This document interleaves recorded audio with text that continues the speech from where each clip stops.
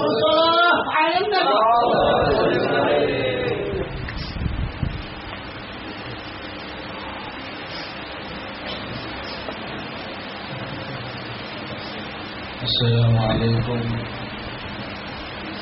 warahmatullahi wabarakatuh.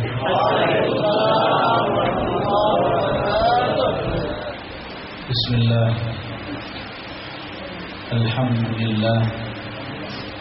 Wassalatu wassalamu ala Rasulillah Sayyidina Muhammad ibn Abdillah wa ala alihi wa sahbihi wa man walah, amma ba'd. Alhamdulillah,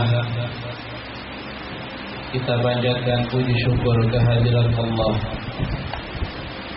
yang mana di malam ini kita dikumpulkan bersama di suatu tempat yang mulia, di suatu tempat yang diagungkan oleh Allah dan Rasulnya, yaitu majalisul dzikir dan majalisul ilm. Para ulama berkata, inda dzikris shalihin tanzilur rahmah. Jika di suatu majelis disebut nama waliullah, nama kekasih Allah, tanzilur rahmah, pasti rahmat Allah.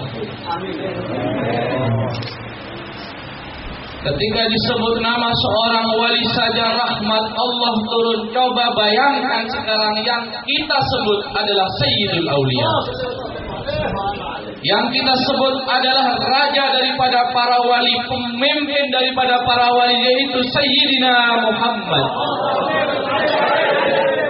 Ketika menyebut nama Nabi Muhammad, bukan rahmat Allah saja yang turun, bahkan sakinahnya, malaikatnya semua turun ketika disebut nama Nabi Muhammad SAW. Para hadirin dan hadirat yang dirahmati oleh Allah, Nabi Muhammad adalah Nabi yang paling kita cintai. Nabi Muhammad adalah salah satu Nabi yang diberi oleh Allah mukjizat yang tiada hentinya, yaitu Al-Quran. Tidak ada seorang yang beriman kecuali dalam hatinya ada rasa cinta kepada Nabi Muhammad. Namun cinta kita kepada Nabi Muhammad tidak sebanding dengan cinta Nabi Muhammad terhadap kita. Cinta Nabi Muhammad kepada umatnya lebih daripada cinta umatnya kepada Nabi. Bahkan cinta Nabi Muhammad terhadap umatnya melebihi cinta orang tua mereka. Orang tua kita cinta tatkala kita dilahirkan di dunia. Orang tua kita sayang kepada kita tatkala kita terlahir di dunia. Tapi Nabi Muhammad SAW berabad-abad sebelum kita dilahirkan, beliau sudah cinta terhadap kita.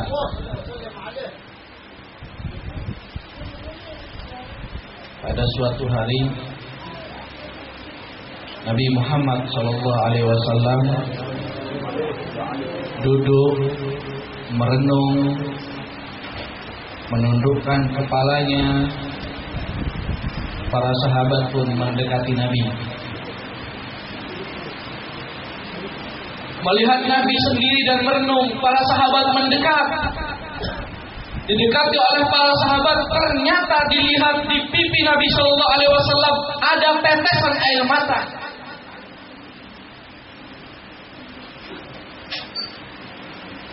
Nabi SAW sambil menangis, meneteskan air matanya, beliau menyebut, laitani laqitu ikhwani fa inni uhibbuhum.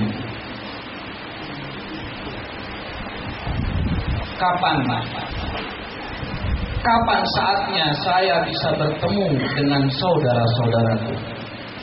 Kapan saatnya aku bisa bertemu dengan saudara-saudaraku karena aku cinta terhadap mereka, kata Nabi.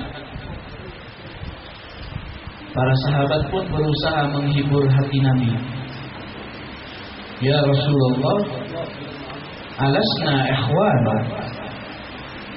Ya Rasulullah, bukankah kami ini saudara-saudaramu? Dijawab oleh Nabi, la, bal antum ashabi. Tidak, kalian ini bukan saudaraku, tapi kalian adalah para sahabatku. Para sahabat pun terheran-heran, siapa lagi saudaramu ya Rasulullah? Siapa yang engkau rinduin itu? Siapa yang engkau tangisi itu? Nabi pun menjawab, ikhwani alladzina ya'tuna min ba'di wa amanu bi wa ahabbuni wa saddaquni. Saudara-saudaraku itu adalah manusia-manusia yang hidup setelah aku wafat. Manusia-manusia yang hidup setelah zamanku. Tapi anehnya, walaupun mereka belum pernah memandang wajahku, walaupun mereka belum pernah bertemu denganku, tapi mereka beriman kepadaku. Tapi mereka sangat cinta kepadaku. Mereka juga membela aku. Sekarang coba bayangkan, berabad-abad sebelum kita dilahirkan di dunia ini, Nabi sudah menangisi kita. Nabi sudah rindu kepada kita. Jika kita lihat dalam buku-buku sejarah, jika kita lihat dalam kitab-kitab sejarah, di situ disebut kebanyakan kesibukan Nabi Muhammad adalah mengurus umatnya. Umurnya Nabi Shallallahu Alaihi Wasallam dihabiskan untuk memikirkan umatnya. Yang ada di benak Nabi Shallallahu Alaihi Wasallam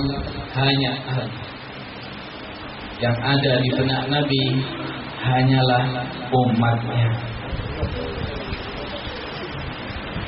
Setiap hari kesibukan Nabi Shallallahu Alaihi Wasallam adalah memikirkan umatnya. Sampai-sampai Nabi Muhammad Sallallahu Alaihi Wasallam tidak mau memberatkan umatnya sedikit pun. Lihat bagaimana waktu tatkala Nabi Isra Mi'raj diberi kewajiban oleh Allah sholat 50 waktu. Kemudian Nabi kembali kepada Allah Subhanahu wa taala untuk meminta keringanan untuk apa? Untuk umatnya. Sampai-sampai sholat oleh Allah ditentukan jadi 5 waktu. Sering sabda Nabi Sallallahu Alaihi Wasallam menyebut, laula an asyukka ala ummati. Kalau bukan aku takut memberatkan umatku. Sering hadis sering menyebut laula an asyukka ala ummati la'amartuhum bisiwak ma'a kulli shalah. Selalu setiap hari beliau ingat kepada umatnya. Bahkan Nabi Shallallahu Alaihi Wasallam pernah tidak keluar rumah selama 3 hari. Para sahabat sampai kebingungan. Nabi keluar, para sahabat bertanya, ya Rasulullah, apa yang terjadi? Dijawab oleh Nabi, tidak ada yang terjadi kecuali kebaikan. Karena dalam waktu 3 hari aku bermunajat kepada Allah, aku minta kepada Allah supaya umatku semua dibebaskan dari api neraka.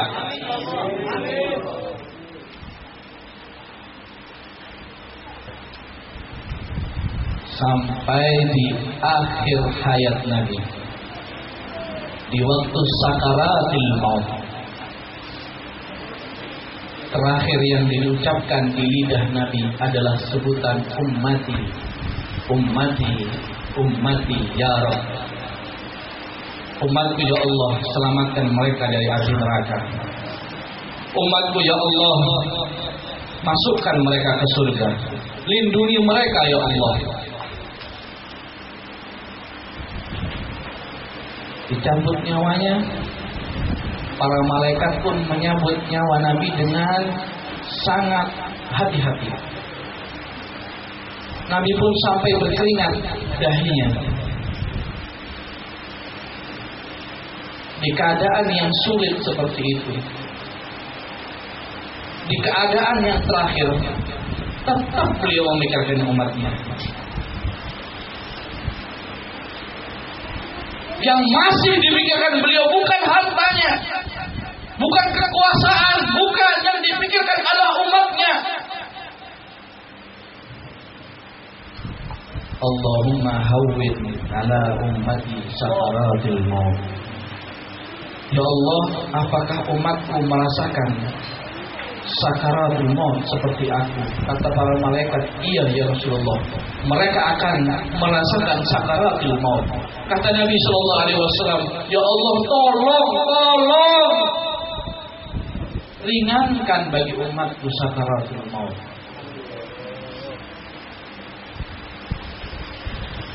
Itulah Nabi Muhammad, sya'nuhu di umatnya.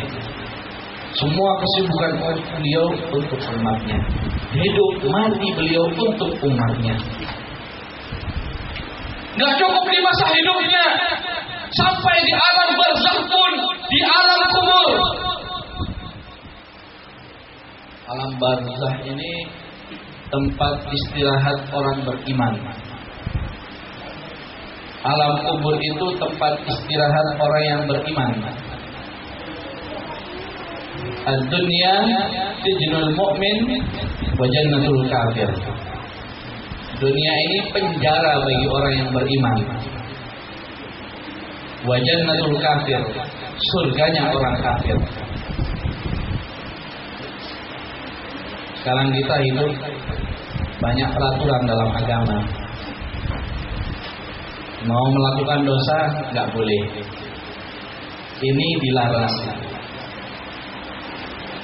Minum khamr haram, mau berzina nggak boleh, pacaran juga haram, semuanya dilarang.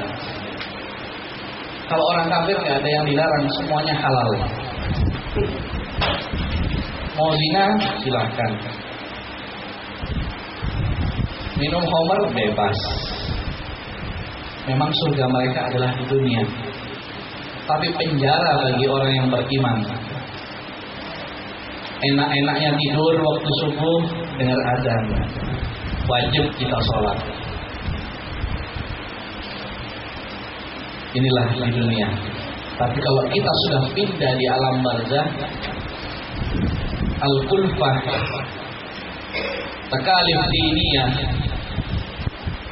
beban-beban agama ditarik oleh Allah. Jadi nggak ada sholat, nggak ada puasa, nggak ada zakat di alam kubur. Tempat istirahat orang